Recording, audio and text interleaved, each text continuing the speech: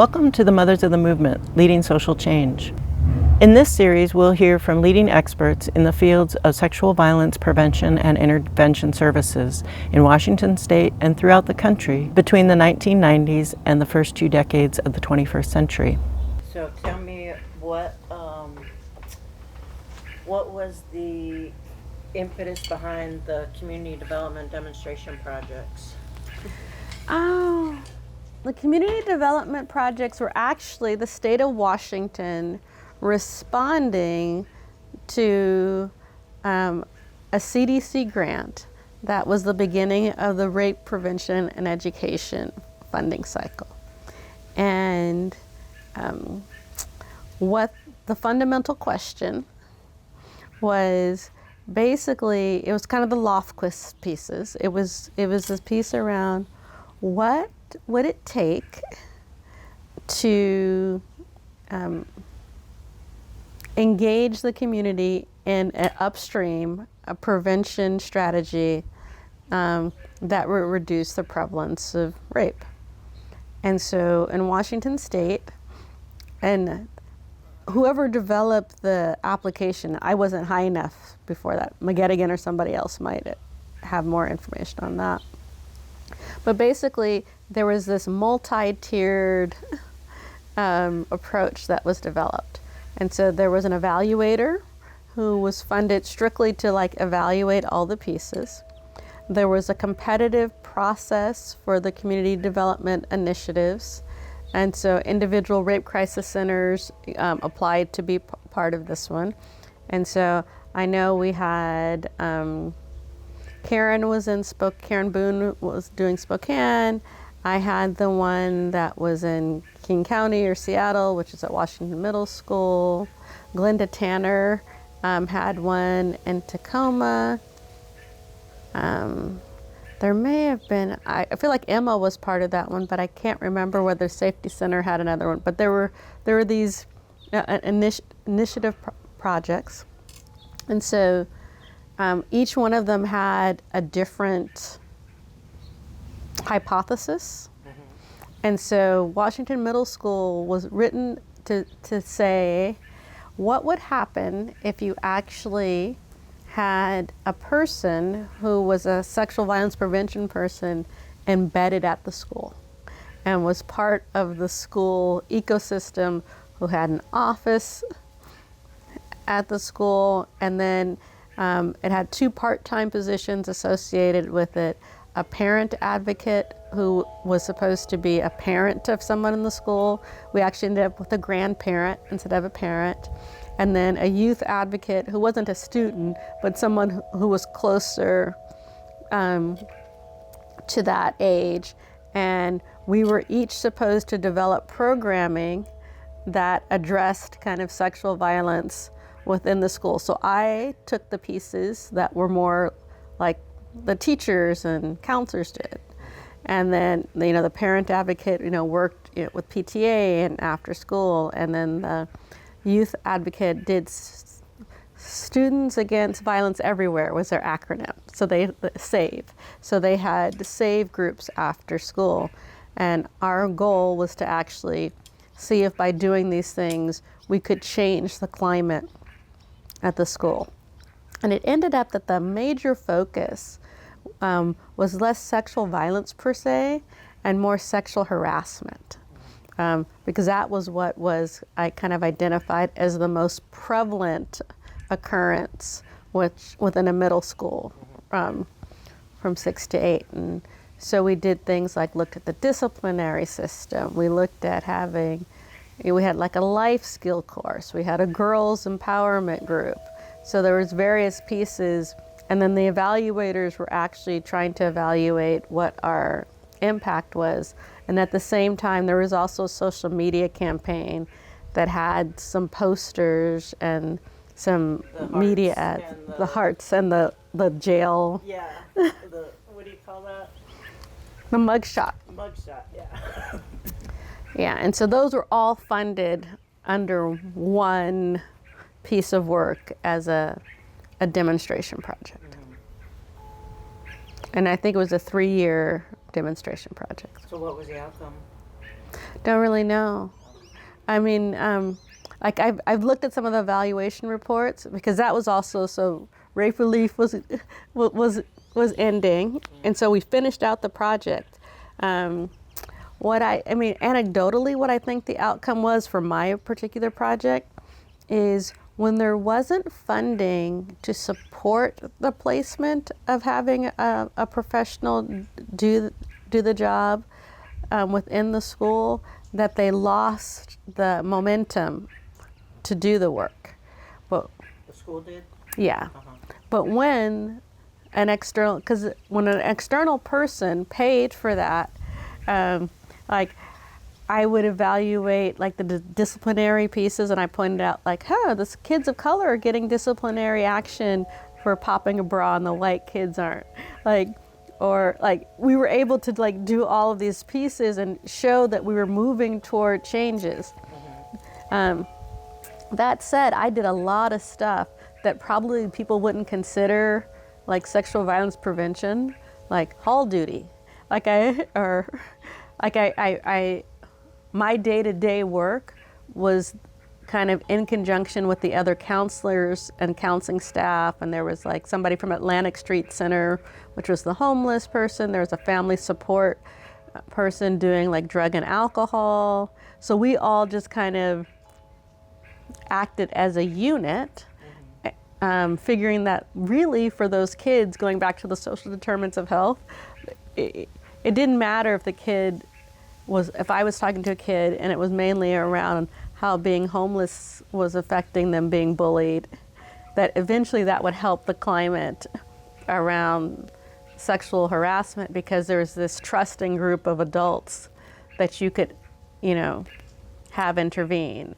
And it also gave teachers an in-house person to check some of their biases, because gender stereotypes and norms and what they allowed, and someone like calling out a teacher for not like holding a kid accountable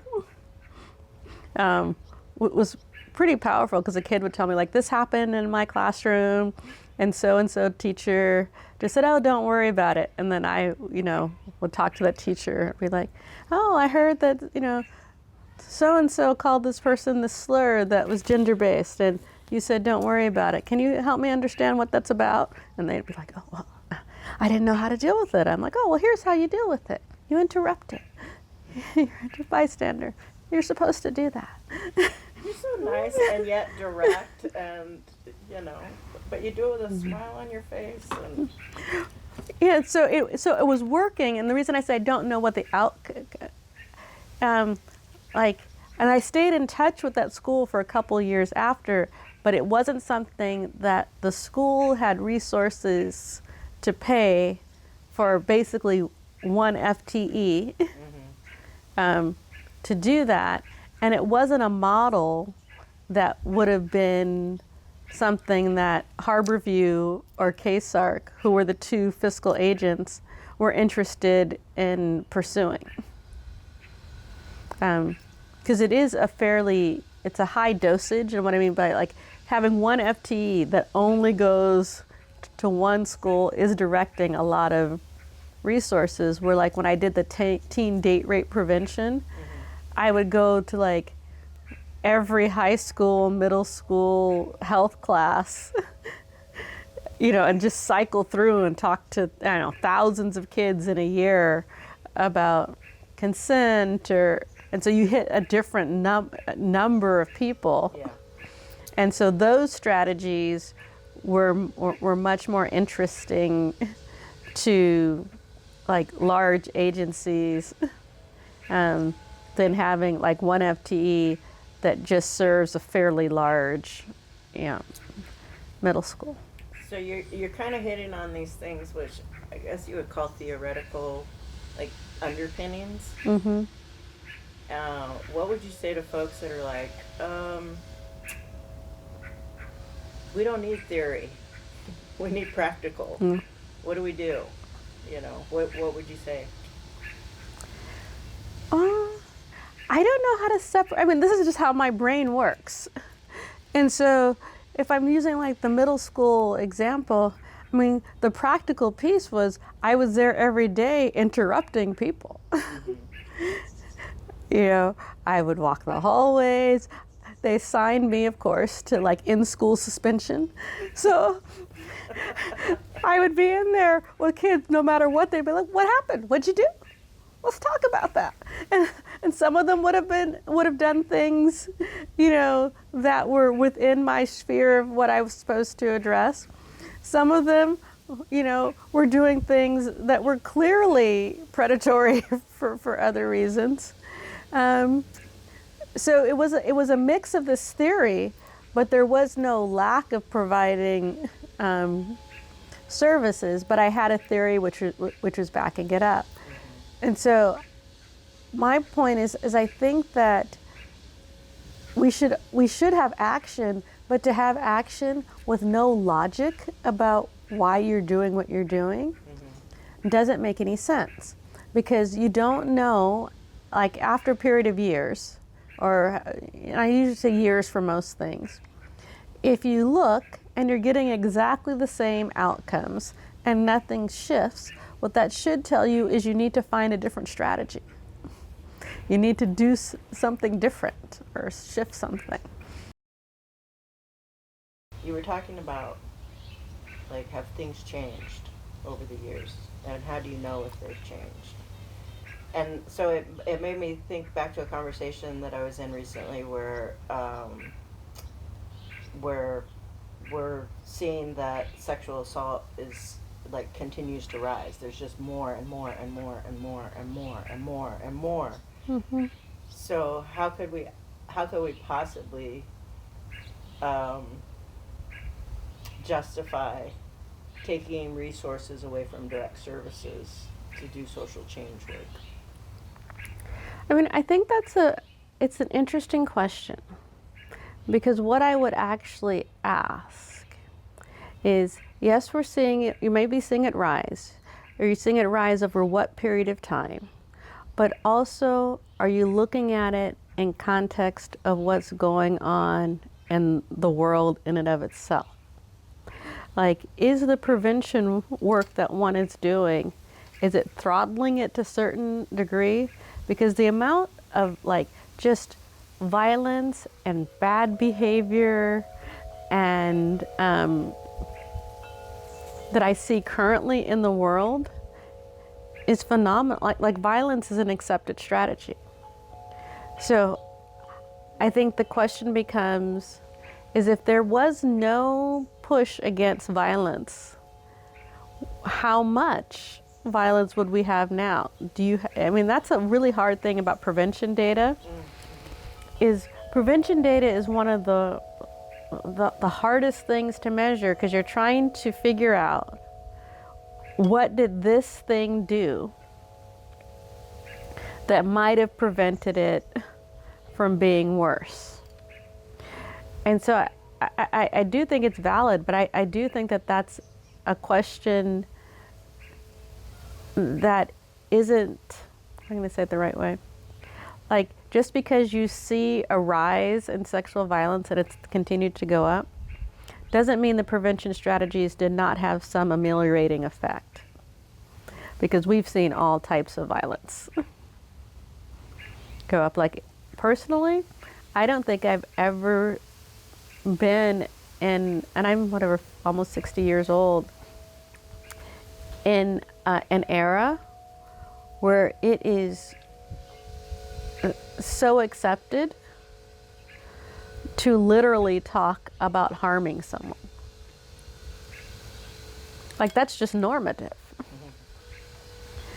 And so it makes sense to me that sexual violence would go up if all types of violence goes up. So I'd send it back to an epi and go, okay, can you tell me, can you break that down? Can you help me understand what is the violence that's going on in the world? When we started this, was it the same amount? Or were you just looking at sexual violence in a vacuum? What are some of the other factors that may be impacting, to see if you can get a true answer? And maybe they're right. If it's not producing any measurable effect, you would want to invest more in services as opposed to shifting more to prevention. But I actually haven't seen any analysis, especially in sexual assault, that's ever been done with complete data. Like, we don't know really what's going on because we don't have any data set in which you ask every person their experiences. We have telephone surveys, we have surveys of people who are receiving services, we have anecdotal information. But finding out people's actual experiences around sexual violence has always been an extremely hard thing to research that hasn't had very much funding developed, focused on it for the same reasons, as we don't want to take funding away from direct services to kind of investigating, prevalence and incidence. Do you see the level of violence that we see in the world today at all tied to the civil rights movement and the feminist movement and the professionalization of this work as like a backlash to those collective movements? I don't know if it's a backlash or it's cyclical, but I do feel like it is in response. I feel as if, and this isn't more, and when I use the word like feel or believe, it's one of the ways in which I'm saying I don't have data to back this up, but it's my perception that as certain movements have pushed issues of civility and equity and fairness and giving voice to pieces, that those things have threatened folks who prefer to operate from a power over, and that in their desire to maintain that power, they've actually escalated and responded with more force as opposed to backing down and using less force. I don't know what the folks who have always kind of been on the middle, because I think that's where the most interesting place lies. It's like you have people who are clearly okay with using force for all this our power over. You have people who are clearly against it. But there's this whole middle ground of people who can sway to any way. And I think most of our strategies probably should be more focused on those people in that middle area, because that's what will fundamentally make the difference. Because when they go with the folks who are all about power over, it creates a social structure that supports being abusive, supports the lack of social safety nets, supports all those pieces. When these people swing with folks who believe more in egalitarian and sharing resources, it creates a social service system or social constructs which will care for those who are unable to care for themselves. Lately, I've been thinking, I just read the book Caste by Isabel Wilkerson, and part of it I've been thinking about is is the United States really just, do we have really strong caste systems? And one of our things is we really just been trying to focus on what's defined as the lower caste and who's defined as being the upper caste, and people are trying to move within the caste versus trying to actually eliminate a caste system where we have people with significantly more resources and access to things than others. But I don't know if that answered the question, but it's my thoughts on it. It's all brilliant.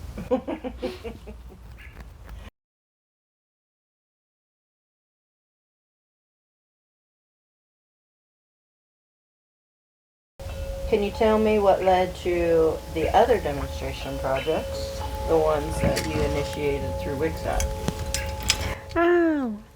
So that one came out of another meeting, as I had a small amount of money.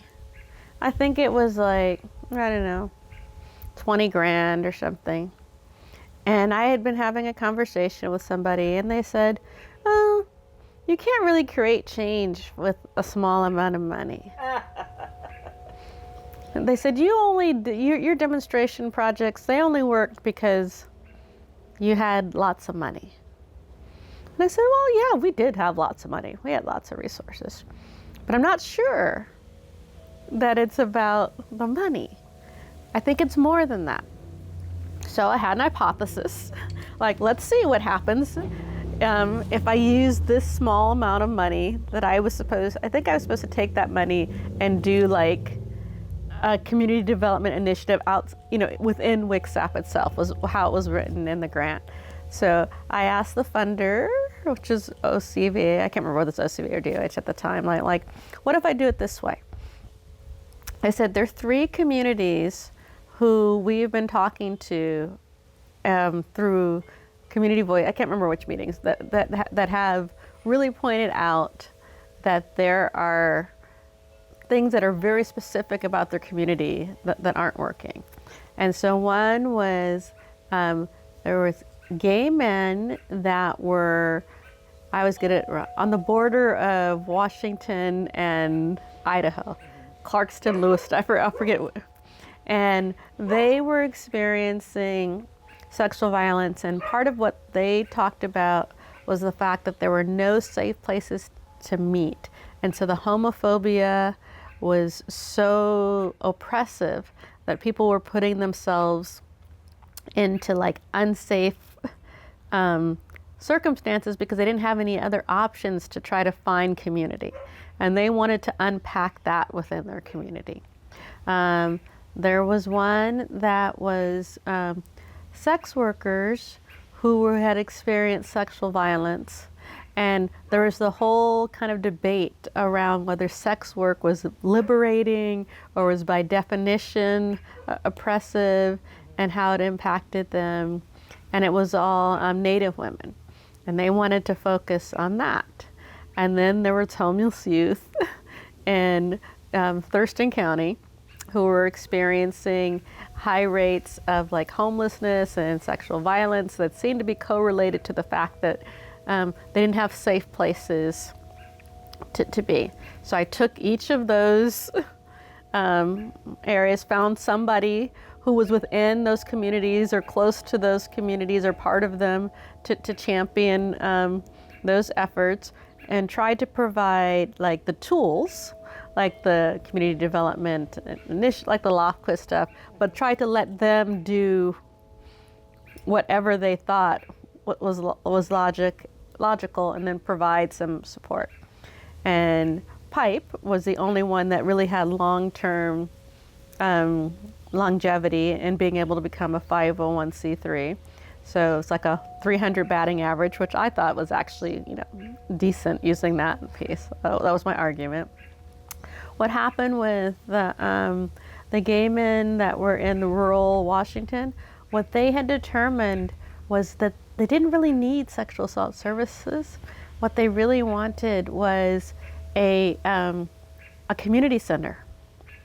And for the life of me, I could not figure out how to find funding that would support them to develop a 501c3 LGBTQ center. Because none of the funding at my capacity would do that. So that community came up with something that would have provided an adequate fix for what they needed, but we couldn't fund it. And so it eventually died. The Native women that were leaving the sex industry or in the sex industry, they started to meet, and they figured out that they had so much unresolved trauma that they didn't want to do prevention work. They actually just wanted a support group to unpack that. So I switched that to advocacy education funding and gave Arlene Red Elk money to run a support group. Oh, okay. All right. And so it was successful in that that's what they wanted, but I couldn't keep it on the prevention side because they weren't trying to change anything. They were trying to provide services to this group of women that were in pain, and it just became part of the normal services pot of money that was going out. And is that what turned into Mother Nation? I think so eventually. Yeah, and so when I looked at those, I was like, so when I look at them retrospectively, I'm like, a small amount of money did do good when it was placed in the hands of community with the funder. In that case, it was, money running through WICSAP, but I still looked at WICSAP as funder taking a minimal support role. And where it didn't, immediately turn into what we expected it to be, like PIPE kind of had like the expected trajectory for success. The other two didn't have like what, wouldn't necessarily be deemed successful in like that 5-year pilot kind of piece. But I believe that it talks about the power of micro grants or small grants when used appropriately. But you can't only give people micro grants. So it was, do you think, $20,000 for all that covered all three? Oh yeah, it was a small amount of money. And so as each and when PIPE could do things, like if I use PIPE for example, then I could say like, oh, they've used their seed money for this. Let me connect them with this pot of money that we are already paying other types of people to do this. So then it wasn't specifically money. It wasn't the seed money. It was connecting them to what I would call categorical funding. Like funding that that this group of people would have never had the infrastructure to apply for. So it was no longer WICSAP money. It's like, oh, they're going to get that money from OCVA like the rest of the people. So the whole 5-year trajectory and PIPE following that path to success was really based, for me, it was based on a comment from one community leader, Long-Haired Dave, who, he started Iggy Hop, and I think he was one of the founders of the Needle Exchange in Thurston County. Anyway, Iggy Hop distributes food, or whatever resources they can get their hands on. They go on bikes up and down and distribute whatever they can to the folks out on the streets. And one day, I met with him as a key stakeholder, to like ask, well, who should I talk to and where should I go? And he was like, you're like all college kids, you're gonna study the community and then you're gonna disappear. And I was like, I'll show you.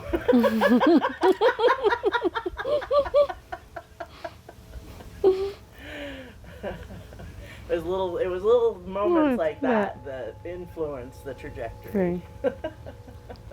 Yeah, and I think that's how community works. It's kind of serendipitous. It's, the other thing that I've never been able to kind of like put my finger on is it's very much about having the right organizer or the right staff with the right group of people at the right moment in time. And I think if you don't hit all those things in the right way, you don't get the movement you would expect. And you can't force it. Yeah. How do you develop that, do you think? I don't know. I think part of it is luck. I mean, honestly, I think it's partially luck, and I think it's also choosing somebody who resonates for the community and whether it would be your first choice or not. Mm-hmm. So I think the funder or whoever's in that prescribed structure place has to bend more to accept the person that is embraced by community or that community puts forth. Mm-hmm. But other, there have been other times that I've seen, like, you think it's going to work, you think you have everything lined up and the synergy there, but it turns out that maybe the community leader just doesn't have the skill, the community organizing skill, or maybe the community leader that's there, unbeknownst to you, is actually doing something that they shouldn't be, or doing something that's harming some other segment of people, because communities is typically very protective of like airing dirty laundry to external folks. And sometimes as a funder, you'll think that this is like the right person, and you'll turn out that they were bullying people in order to be perceived as the right person. I mean, I didn't have that happen in those, but in, you know, as in the years that I've watched different ones thrive and some like falter, is sometimes it's just been like, I just didn't read the person right. And community didn't feel safe enough to say like, we never really trusted them, but that's who you gave us.